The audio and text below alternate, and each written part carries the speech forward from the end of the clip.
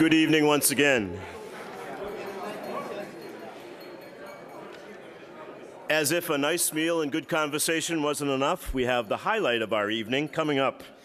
It is my distinct honor and privilege to introduce tonight's Crossings and Dwellings Conference keynote speaker, John T. McGreevy, Professor of History at Notre Dame and Dean of its College of Arts and Letters. Dr. McGreevy joined the faculty at Notre Dame in 1997 and served as chair of the History Department from 2002 to 2008. A graduate of the institution he now proudly serves, Professor McGreevy completed his doctoral work at Stanford.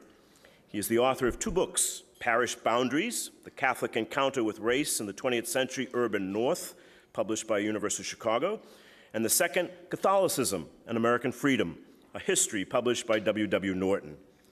Dean McGreevy has received major fellowships from the American Council of Learned Societies, the Louisville Institute, the Erasmus Institute. He has published articles and reviews which have appeared in the Journal of American History, Commonweal, the New Republic, and even our own Chicago Tribune, and many other venues. His paper tonight is entitled Globalizing, Rewriting 19th Century American Jesuits. Professor McGreevy, welcome to Loyola University. We are very much looking forward to your talk. Thank you.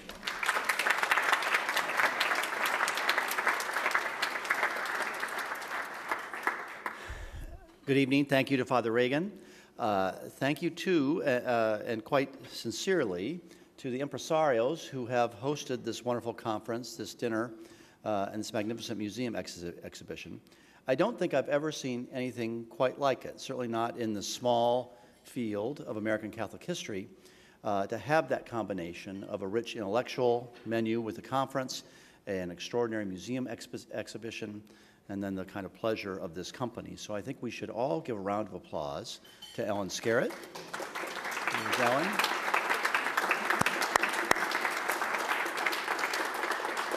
To Kyle Roberts and his students for their magnificent work.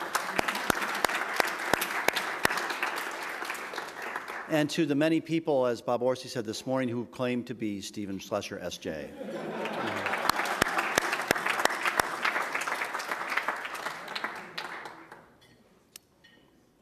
I do not like the late resurrection of the Jesuits. They have a general now in Russia, in correspondence with the Jesuits in the U.S., who are more numerous than anybody knows. Shall we not have swarms of them here? If ever any congregation of men could merit eternal perdition on earth and in hell, it is this, Company of Loyola. Our system, however, of religious liberty must afford them an asylum. But if they do not put the purity of our elections to a test, it will be a wonder. John Adams to Thomas Jefferson, May 6, 1816. I dislike with you their restoration, because it marks a retrograde step from light to darkness. Thomas Jefferson to John Adams, August 1st, 1816.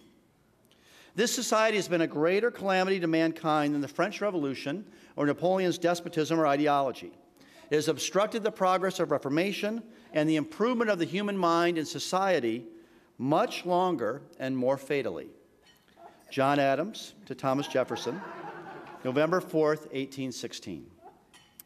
Now, neither the 1773 suppression of the Society of Jesus, or Jesuits, by Pope Clement XIV, nor the restoration 200 years ago this year by Pope Pius VII is mentioned in any U.S. history textbook. The suppression forced Jesuits living in French Louisiana, Spanish California, and the British colonies to abandon their missions or adopt new identity as diocesan priests, as we heard in one of the sessions today. It meant much more in Latin America, where 23,000 Jesuits, not just 25, faced this difficult choice as opposed to just a few dozen in the British colonies. But the origins lay in distant squabbles between European popes and the Pope and colonial and monarchs, provoked mostly bewildered comments in North America. The 1814 restoration caused a little bit more comment, including the anxious exchange I just cited from two former presidents. Still, it seems obscure, an archaic event, as odd as the Latin that the Jesuits used in their correspondence back and forth across the Atlantic in the 19th century. In a book I'm just finishing, tentatively entitled 19th Century Jesuits in the United States, A Global History, I argue differently. Now, I say finishing the book, but of course my service as dean has made me very nervous about posthumous publication. In this book, I use a series of case studies, beginning with Jesuits moving from Germany, Italy, France, and Switzerland to the United States. And then in the last chapter, I look at American Jesuits going out to the Philippines. And overall, I try to claim that the Jesuits are central to any understanding of the 19th century Catholic revival and diaspora, a movement of people, institutions, and ideas that altered modern history on both sides of the Atlantic. Now, the history of the Jesuits does not substitute for a history of the 19th century Catholic whole, but it comes close. Growing from 600 aged members in 1814 to 17,000 by 1914, the Jesuits moved from the margins of Catholic life in 1814 to its center. By the 1830s and 1840s, the Jesuits are expanding across the world. They're establishing new missions in Syria, 1831, Calcutta, 1834, Argentina, 1836, India, 1837, China, 1841, Albania, 1841, Canada, 1842, Madagascar, 1844, Algeria, 1848, and Australia, 1848. More of these Jesuits, missionary Jesuits, moved to the United States than in any other place. By my count, it's over 1,000 between 1814 and 1900. Now, in part, they simply followed the Catholic tide, a tide that's so revealingly displayed in that museum exhibition. The Catholic portion of the great migration out of Europe in the 19th century, one of the great human movements in human history, roughly 60 million people. The Catholic portion of that was over 30 million. And these Catholic migrants journeyed to Britain, Australia, Argentina, and beyond, but the biggest group left Europe for the United States. And so in the 1840s and 1850s alone, about 2 million Irish come to the United States, and they're about 90% Catholic. About 2 million Germans come to the United States, and they're about half Catholic. Catholics are 3% of the American population, we think, in 1840. They're about 20% in 1900. Now, so in one sense, the Jesuits simply follow that Catholic tide. In another sense, and I'm going to return to this, they are expelled from Europe by liberal governments, convinced, and deeply so convinced, that a global religious order, deeply loyal to the papacy, threatened the stability of new nation states. So the unexpected result is that by the 1870s, Jesuits from Turin worked in San Francisco and among the Blackfeet Indians in Montana, Jesuits from Naples in New Mexico and as professors in Maryland, Jesuits from Paris and New York City, Jesuits from Belgium and central Missouri, Jesuits from Lyon in Tampa, El Paso, and New Orleans, Jesuits from Germany on Indian reservations in Dakota Territory, Jesuits from Holland, including the founders of Loyola in Chicago, and all over the country. You see that a little bit in the map. These Jesuits carried the books, journals, devotional pamphlets, architectural drawings, chalices, relics, as we saw downstairs, rosaries, and holy water from a European Catholic world in crisis and translated them into an American idiom. They preached parish missions as they attacked the Republican Party for its anti-Catholicism. Remember, this is the 19th century, not the 20th, 21st. They attacked Catholic University as dangerously liberal while defending the orthodoxy of Georgetown. Again, the 19th century. They became loyal allies and admirers of the 19th century popes, some of whose closest aides included Jesuits fresh from rural Maryland. And along with their allies, priests, nuns, and lay people of similar orientation, they built a Catholic community more attuned to the reverberations of a global church than seemed imaginable in 1816 when Adams and Jefferson fretted. Now, the story of the 19th century Jesuits, I will also argue this evening, orients our understanding of American history. Birthed by the globe's bloodiest civil war, the modern American nation state, along with the modern Italian state, the modern German state, many of the modern Latin American states, emerges in the middle decades of the 19th century. Its leaders desired to form citizens through newly created public schools, urged citizens to express their deepest loyalty to the nation, and align themselves with the promise of modern science. Catholics, and especially Jesuits, seemed to threaten this nationalist project. And at its most intense in the early 1850s, discussion of the threat posed by Jesuits and Catholicism to American society saturated the pages of both the religious and the secular press. Mobs destroyed a dozen Catholic churches across the North in the early 1850s, and anti-Catholic preachers toured the country to large audiences. Members of Congress debated about whether or not to expel the Jesuits from the United States. The anti-Catholic Know-Nothing Order and its political wing, the American Party, elected mayors in Boston, Philadelphia, and even Chicago briefly, 8 governors, over 100 congressmen, and thousands of local officials. This tension between Catholics and Protestants in the United States and their antagonism helps explain why Catholics and Protestants became more segregated from and more suspicious of each other during the 19th century, not less. Now, religious polemics in the 19th century did not lead to religious slaughter, a step forward from the Reformation era. But in a time when the heroes of the Reformation, Luther and Calvin for Protestants, More and Ignatius for Catholics, remained vivid to educated men and women, religious divisions, what the German historian Olaf Blaschke calls the new confessional state, fundamentally structured politics and culture. When Jesuits in particular discouraged the use of the King James Bible in the public schools or pleaded with their co-religionists to resist the demands of the federal state, other Americans felt compelled to define the meaning of religious liberty in a more religiously diverse nation. In this sense, the Jesuits and their opponents ignited 19th century versions of the culture wars, some of which flicker into our own time. But all of this is very abstract. So let's enter into our subject more fully with a story, the kind of thing I think that historians do best, and the reason I actually fell in love with this material. Close your eyes. As I said in my class, relax, put down your pens, put down your laptops. Imagine it is October 15th, 1854, and a Jesuit priest named John Baptist has stopped in Ellsworth, Maine, a small shipbuilding town on the coast, to hear confessions. That night, a crowd of about 100 men carrying lanterns and torches surrounds the modest home of a Mr. Kent, an Irish immigrant in Ellsworth, where Baptist was known to be staying. Kent at first denied that Baptist was inside. "We know he is, and we must have him," yelled the mob.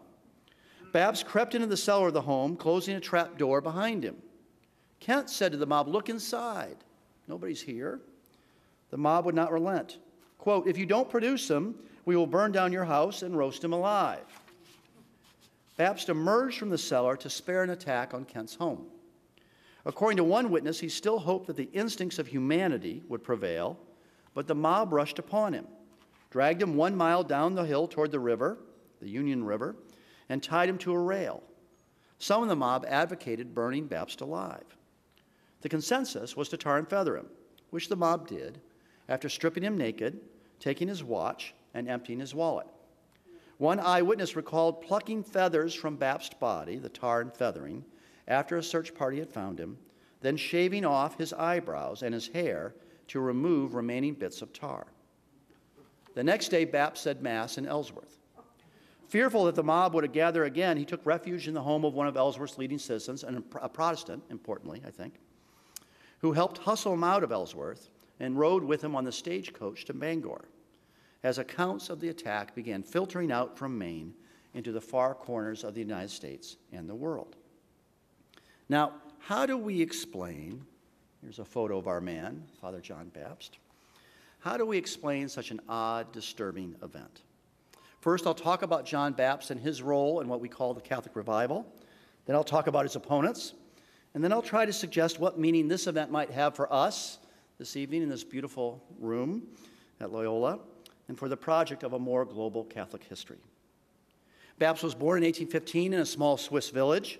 He joined the Jesuits at the age of 20. He spent the next decade studying and teaching at the Jesuit Center in Freiburg, Switzerland, an important center of 19th century Jesuit life. There he absorbed the central intellectual message of the Catholic Revival, including the conviction that the destruction wrought by modern philosophy in the French Revolution had placed Catholics and liberals on an unbridgeable, on the opposite sides, I should say, of an unbridgeable chasm.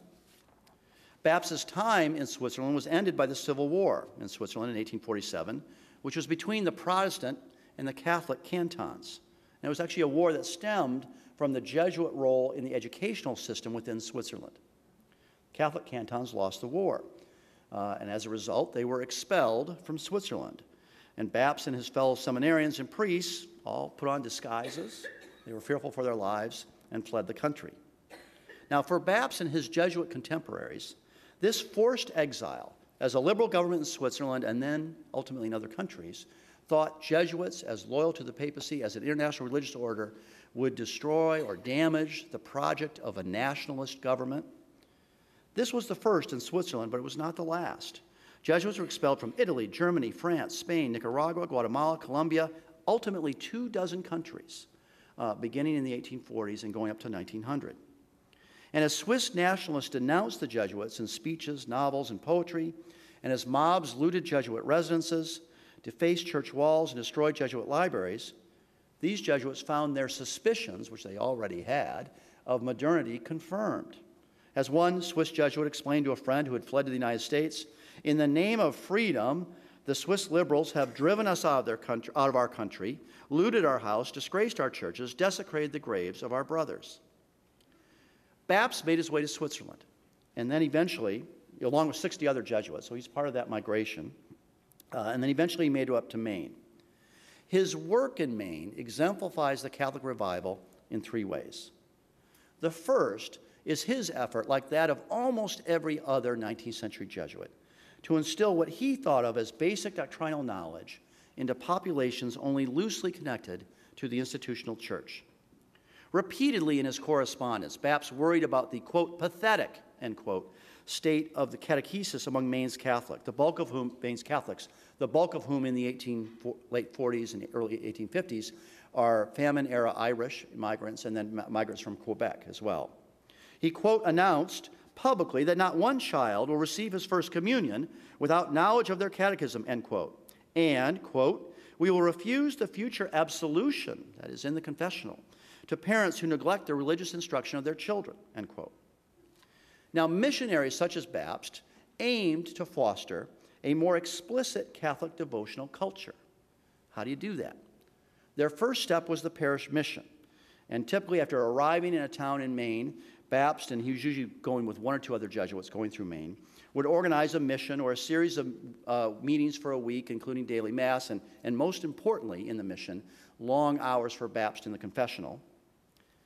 The psychology of the mission pivoted between the doctrinal severity that I just mentioned, centered on the horror of sin and everlasting damnation, and what I would call a practical, even generous piety, aimed at persuading Catholics to view the sacraments and the institutional church as their best protection in a bewildering world. We see the severity in the correspondence, and I could have lots of phrases like that, like this, rather. Bapst viewed missions as, quote, spiritual weapons, end quote, for, quote, reclaiming a very large number of bad Catholics. Hardened sinners must understand that eternal life depended only on reconciliation with the church. We also see the generosity, too, in Bapst's insistence that all could be saved, that any sin could be remedied in the confessional. The Catholic Jesus of the 19th century was more the empathetic sufferer than the judge, more the Jesus of the Sacred Heart than the wise rabbi or teacher. Bapst also focused on other markers of Catholic identity.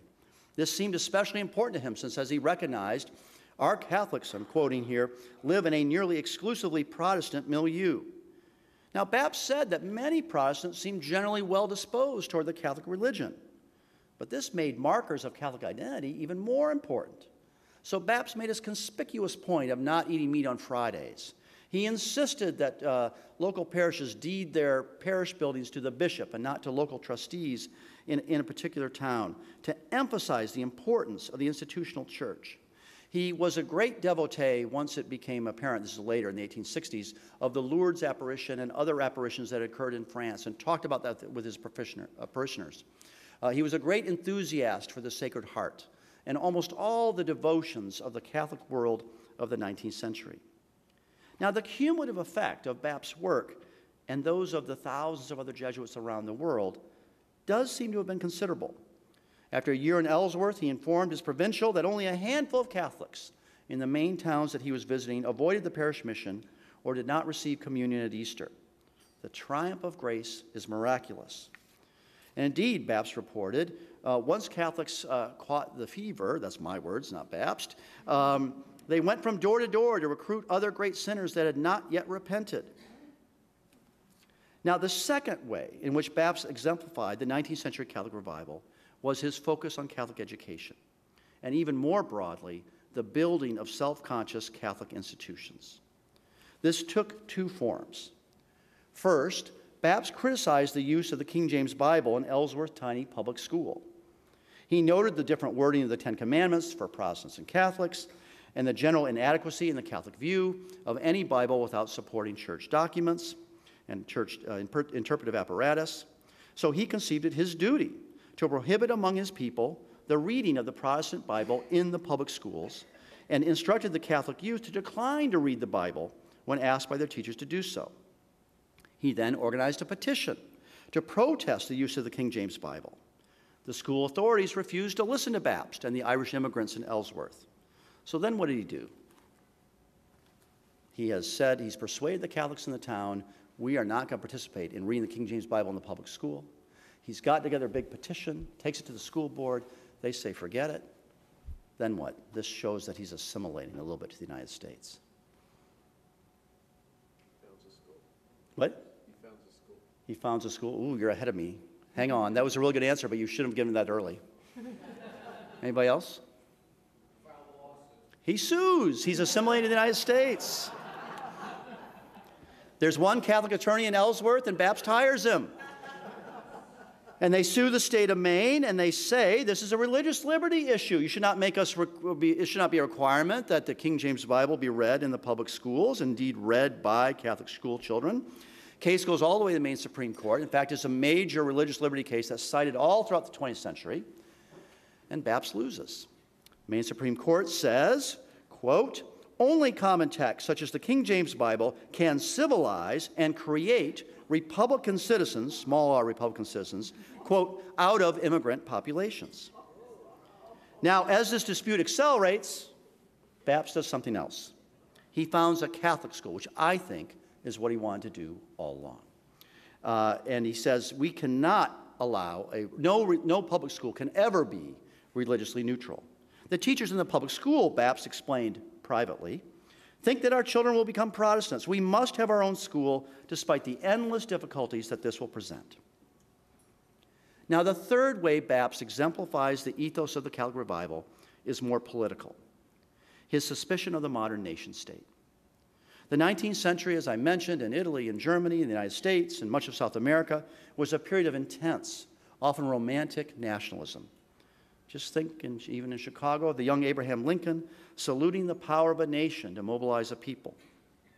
Perhaps no single group on the planet in the middle 19th century is as suspicious of such nationalism as 19th century Jesuits.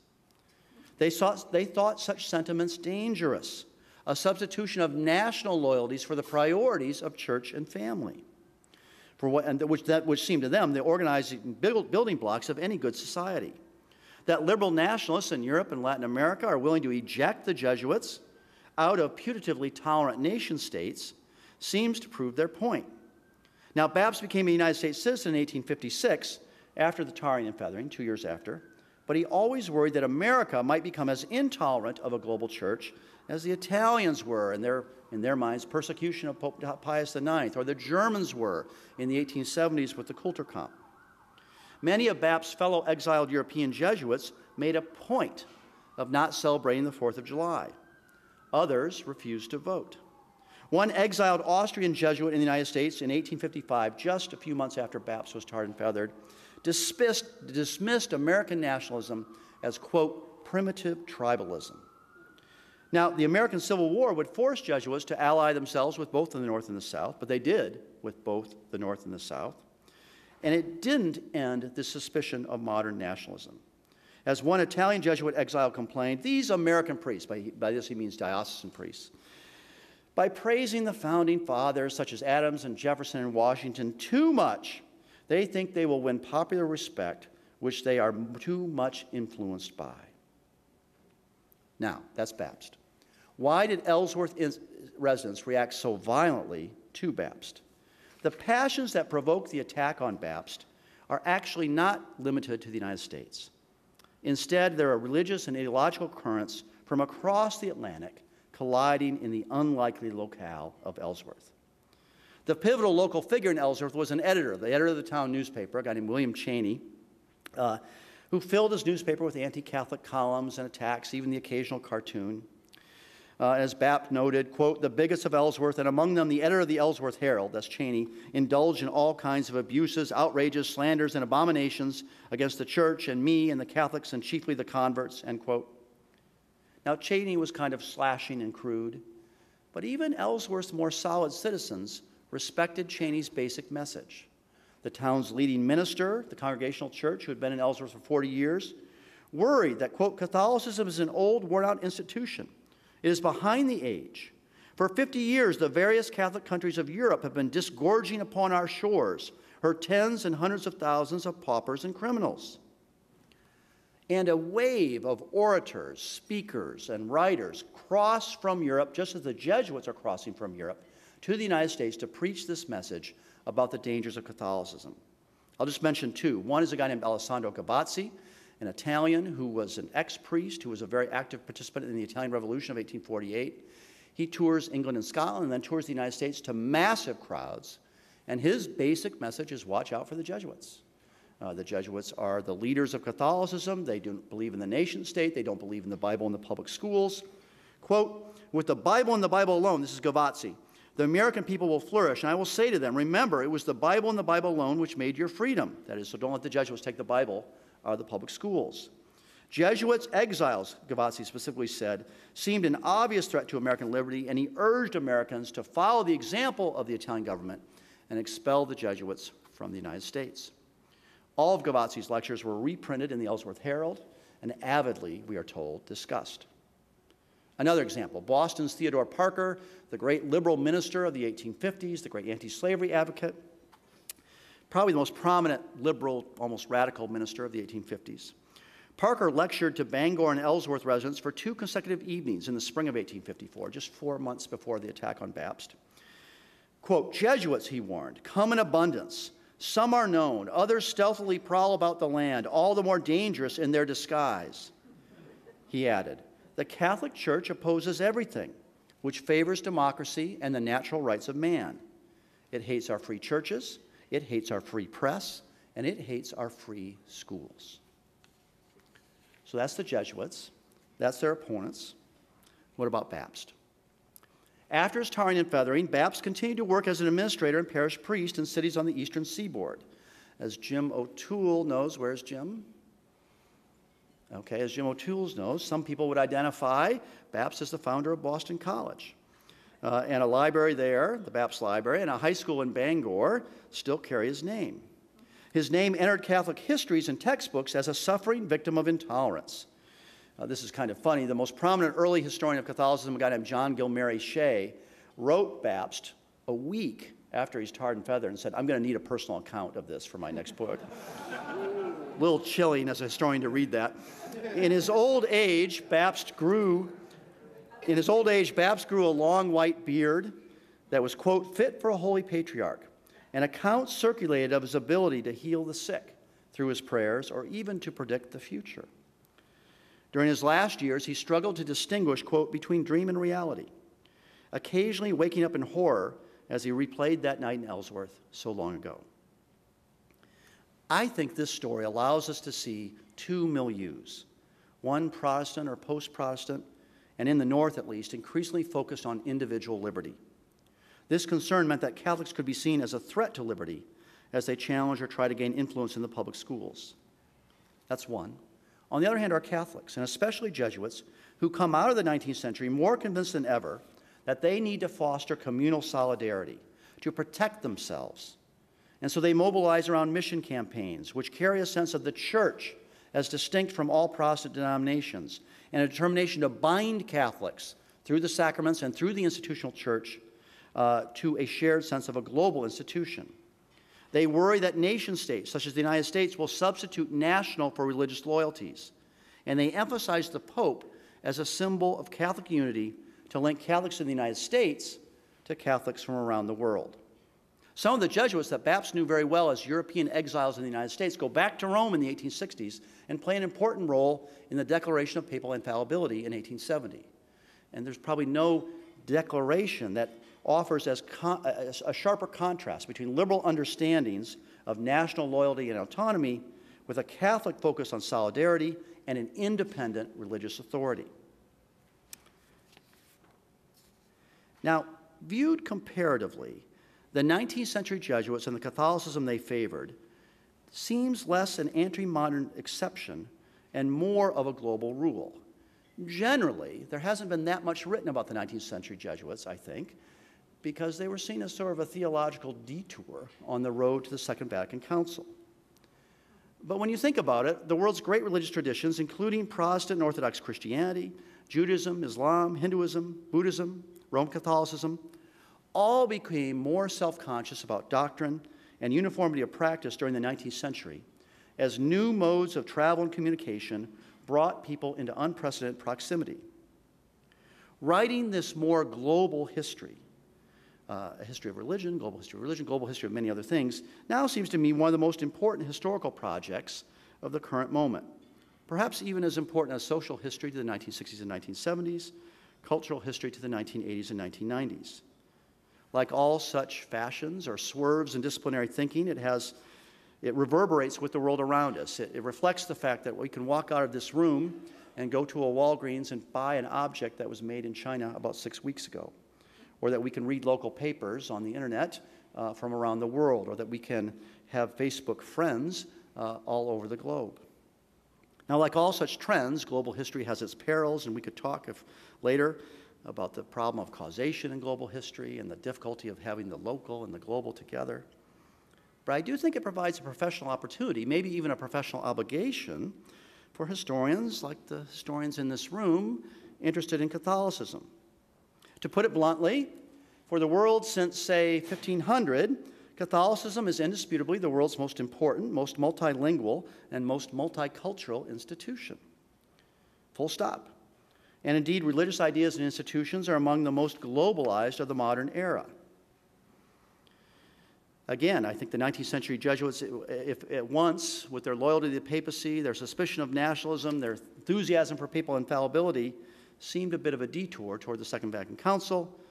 But now, Manila matters toward the future of Catholicism more than Milan, Kampala more than Cologne.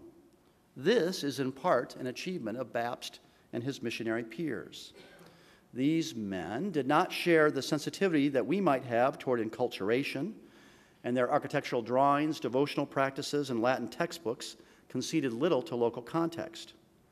Similarly, their repeated attacks on modernity and their deep hesitations about both democracy and religious liberty did not well equip them for the challenges of the 20th century. But their orientation to the world, their linguistic curiosity, and their willingness to move across national boundaries seems oddly contemporary.